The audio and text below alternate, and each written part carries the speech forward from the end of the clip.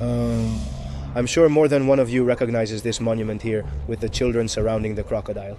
And this building, which is none other than Pavlov's house. The iron wind hit them in the face, and yet they kept going, creating a sense of fear that enveloped the enemy. The people who went on the attack, are they dead? The inscription asks. Impressive, the eternal flame. Here it is? Wow, this is overwhelming.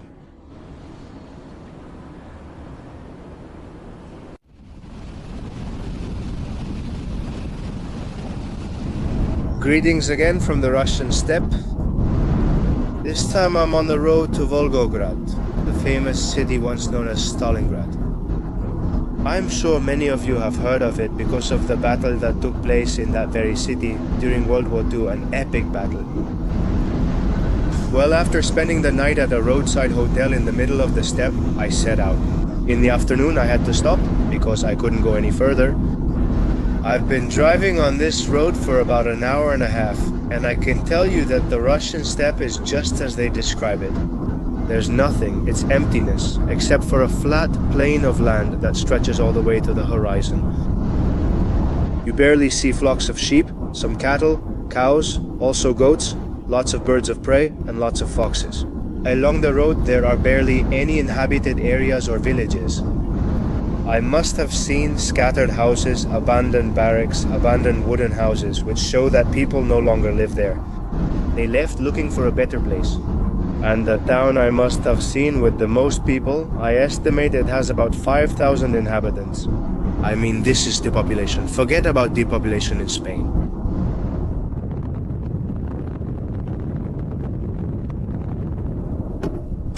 Ha ha ha, of course. The cows are crossing the road calmly, like we're in India. A lot of trucks on this road, as you can see, many cargo trucks travel here. On a straight road, I've driven for an hour and a half without encountering a single curve.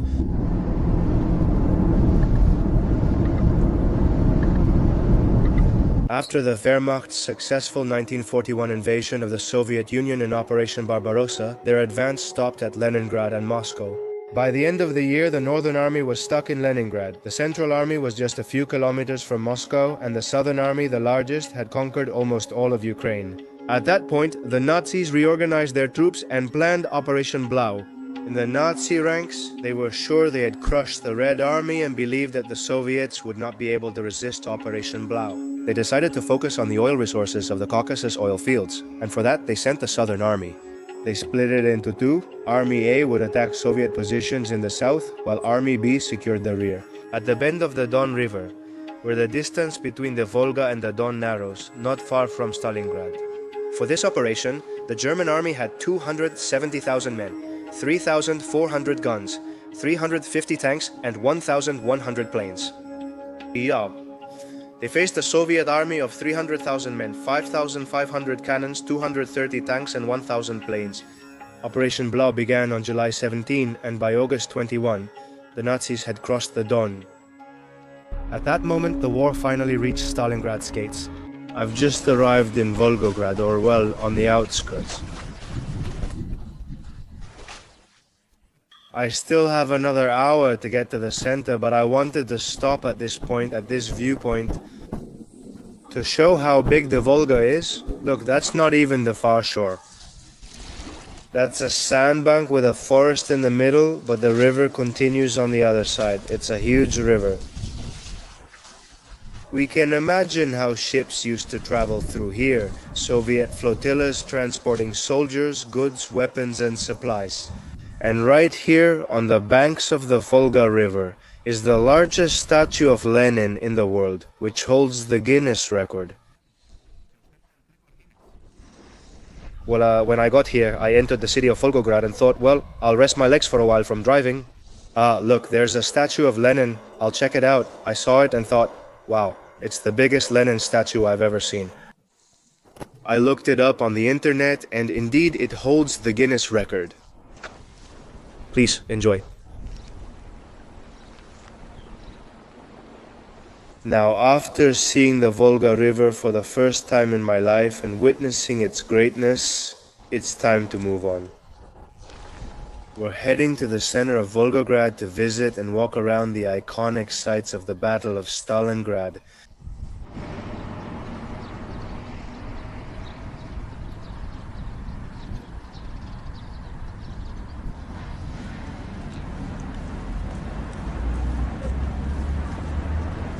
Already in the city center, we can find a lot of signs that commemorate the 80th anniversary of the victory in Stalingrad, the defense of Stalingrad.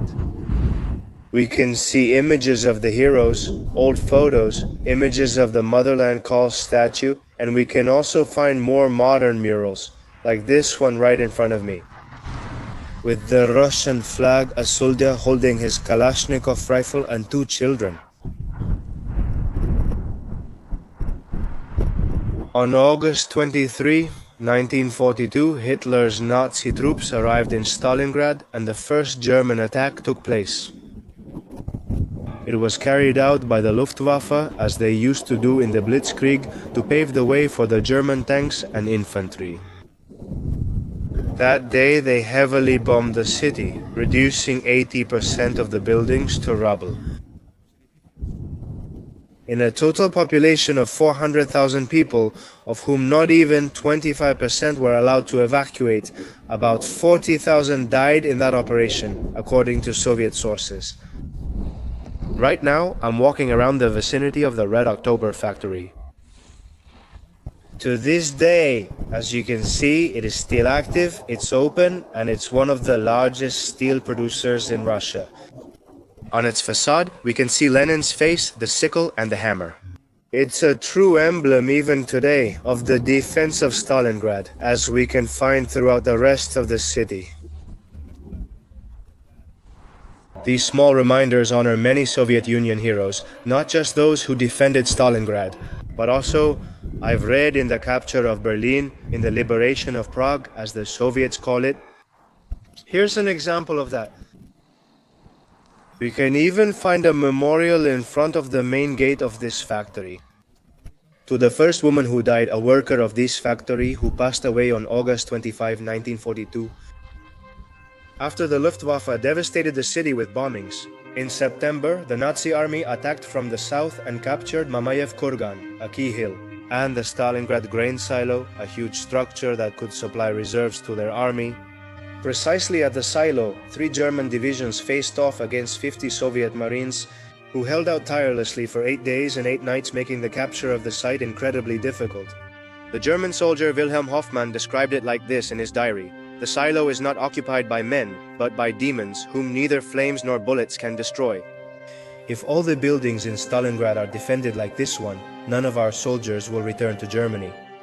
Despite that, General Paulus's troops kept advancing, and on October 25th he announced that the Nazi flag was flying over Red Square in Stalingrad, practically declaring victory. His next attack targeted the large northern industrial district, including the tractor factory, Barricadi, and Red October steelworks. Paulus's forces once again encountered fierce resistance, which weakened the morale of the Nazi army on the eve of the harsh winter.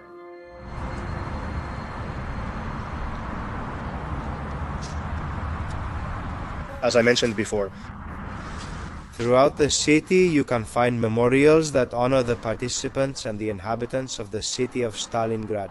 Here, for example, in the Red October factory district, we have a memorial here that brings together aviation pilots, soldiers, sappers, as well as teachers and educators. I don't know, I've seen all kinds of professions around here. And here, at the end of this memorial, we have a mirror that says something like, "The heroic deeds of the Red October neighborhood continue."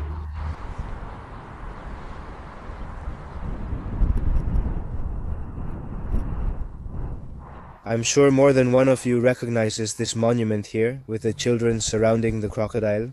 And this building, which is none other than Pavlov's house, is named in honor of Sergeant Pavlov, who was ordered one afternoon in late September to take the East Consumer Union, this one here. That night he took the building, but out of his group of 30 men, only 3 survived or were left uninjured. Just so you can see how bloody the fighting was. The next day, he received reinforcements of 25 people who managed to defend this building for almost 2 months after fortifying it. Not connected to Soviet lines. One of the characteristics of the Battle of Stalingrad, of the urban warfare in Stalingrad, was the fortification of buildings. For example, in the lower parts they placed anti-tank guns, and in the upper parts machine guns, as well as reinforcing the walls. And they also made holes in the building to allow snipers to position themselves, set up their rifles, and aim at the enemy. Urban warfare in Stalingrad was so intense that they advanced street by street, house by house, even floor by floor in certain buildings. The nail factory, known as the Layer Cake, was a building where fighting took place room by room. Both sides ended up occupying it simultaneously. The Germans nicknamed these tactics Rat War, Rattenkrieg, where even the sewers played a decisive role.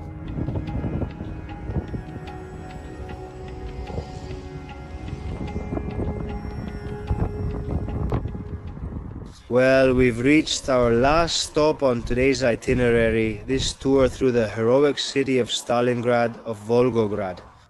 Today we are on Mamayev Hill, where the motherland calls monument stands an impressive monument.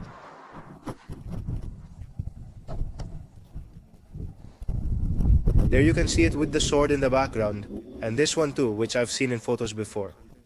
There are monuments and World War II memorials all over Russia, but I think this one takes the cake.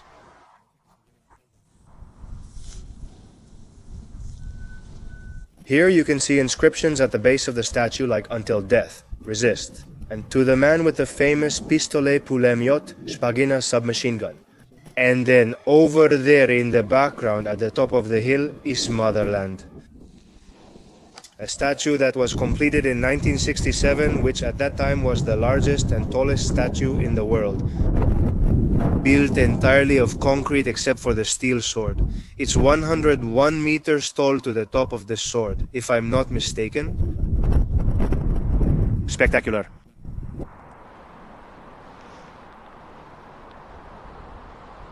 This Mamayev hill had extremely high strategic importance, because from here you can see the entire city and the riverbank. That's why it was crucial for artillery positions. The Germans knew this and threw all their strength against them, against the Soviet defenses. The Soviets resisted as best they could, but in the end, they ended up losing it. And to get it back? Because the Germans were massacring the city with their artillery. They sent 10,000 men, but only about 350 are estimated to have survived until the end of the defense of Stalingrad. On this hill, visitors can still find shrapnel fragments and even bones. Many people died on both the German and Soviet sides. As we go up to the statue, we can still see a wall here with inscriptions and sculpted soldiers that remind us of those days of conflict. Even T-34 tanks. As a curious fact, Marshal Chuikov, who was in charge of the city's defense, and Vasily Zaitsev, a very famous sniper who appears in the movie Enemy at the Gates, are actually portrayed there.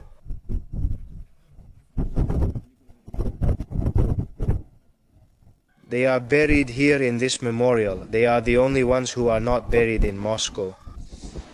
You can see how important this memorial is to Russians and the world.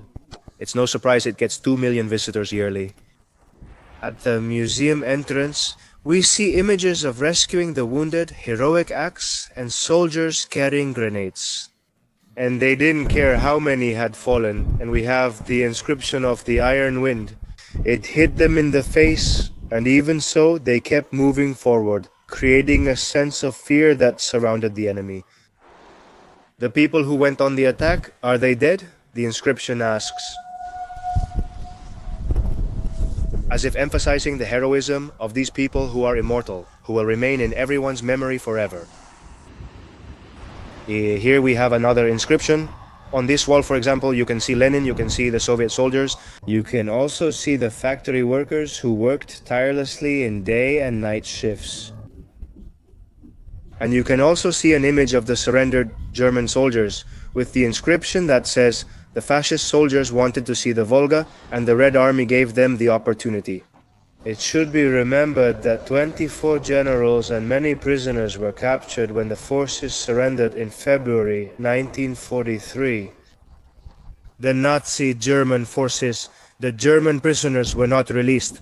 Well, besides the fact that many died in captivity and forced labor, none of them were released until the complete reconstruction of the city of Stalingrad. It was an order from the Soviet High Command, and that's how it was.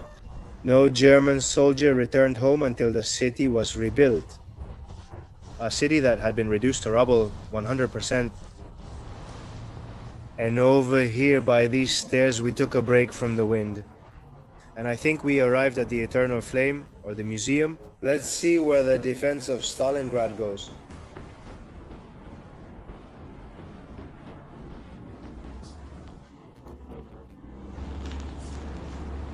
Commemorative medal. Look, please, how impressive. The Eternal Flame, here it is.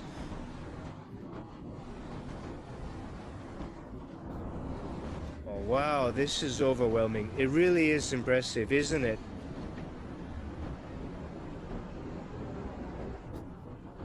I had been told it was spectacular, and honestly, in all my travels in Russia, I had never seen anything like this. A flame like this, with my own hand. So, this statue, there's one like it next to the Kremlin in Moscow, but honestly, it's nothing like this. That highlights its importance because there were other historic feats, like the defense of the Brest fortress, the defense of Moscow, the siege of Leningrad. But still, Stalingrad was the turning point, so to speak. That's where confidence began to grow within the ranks of the Soviet army. That it was possible to defeat the Germans, and that's what they did. They could defeat them, drive them out, and regain the lost ground. Here on the banners are the names of the city's defenders, listed alphabetically. Look how many there are. I don't think they're all here, but just take a look. Over here, all this circle.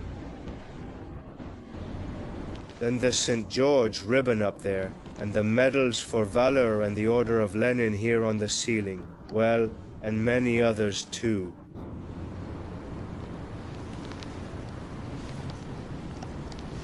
"1942-1943. We have an inscription above the St. George ribbon, orange and black, that says, 'Yes, we were simple mortals and few of us managed to survive, but we all fulfilled our patriotic duty to the motherland.'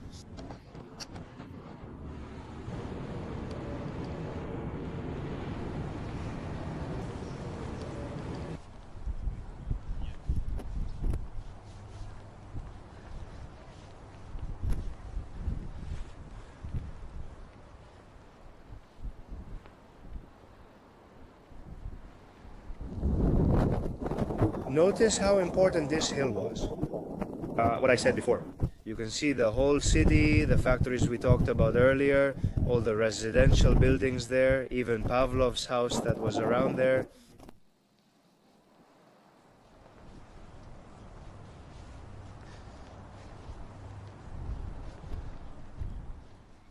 From this impressive motherland monument, she calls you. It's time for us to say goodbye. I hope you enjoyed this tour around Volgograd, the former Stalingrad, and I'll see you next time. Great.